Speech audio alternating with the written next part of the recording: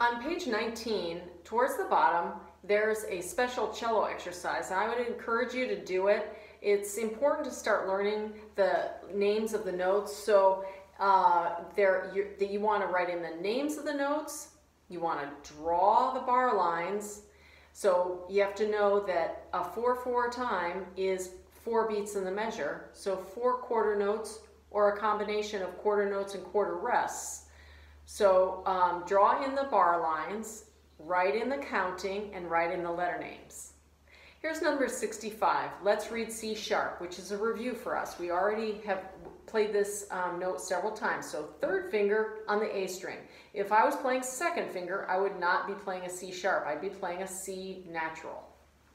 Third finger. Ready, set, go.